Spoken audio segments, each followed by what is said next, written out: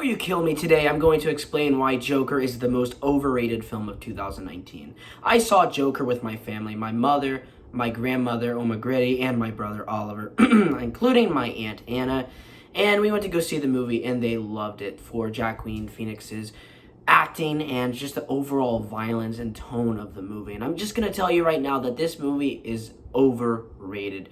Now, Joaquin Phoenix was awesome in the role of the Joker, but the movie did struggle, and for me, I thought it was all right. My biggest concern with the film is how it handles violence in a comedic way.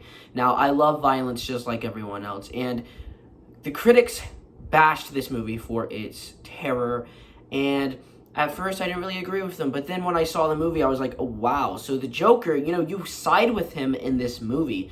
When he kills that guy in his apartment complex, you're like laughing.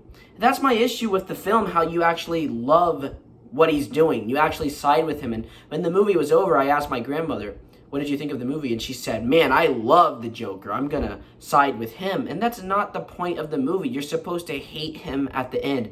I think what they were trying to go for was, at the beginning of the movie, you're supposed to side with him, but then you lose your side with him as the movie goes along. You just lose your interest in being his friend, and then you kind of move away from that. But unfortunately, you don't, and you just stick with him because of how the movie is paced and how it was directed.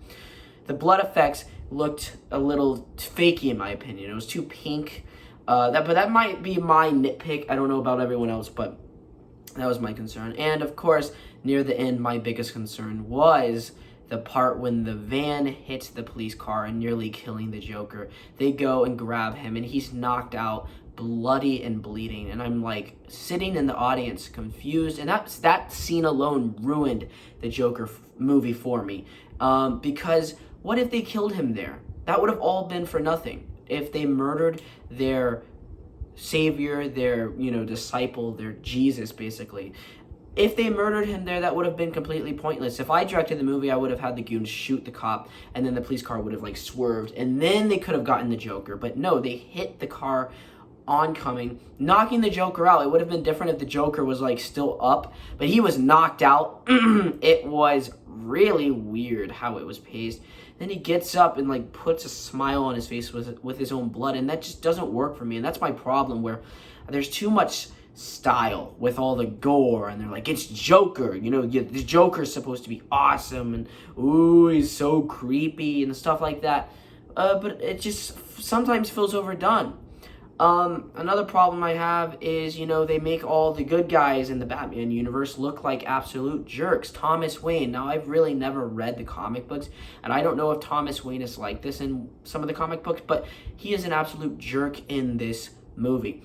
The Thomas Wayne I always know is a person that wants to save Gotham, who is inspirational. And when we lose Thomas Wayne in the story, it feels like a big loss. And that's why Bruce kind of goes down a dark path. He becomes the very thing that he wanted to destroy. He becomes basically Thomas Wayne's killer. And that's what makes Batman so gripping. But for Thomas Wayne to be such an absolute jerk and have no interest in helping people like the Joker, his death, him being a jerk, really doesn't really serve anything for the story, and Bruce Wayne's arc is just pointless. It just doesn't really flow like it should flow. And that's why I believe Joker 2019 is just the most overrated movie of this year. So I hope you enjoyed the video. Leave a like, comment down below, subscribe, do whatever the heck you want to do, and goodbye. Bye, everyone!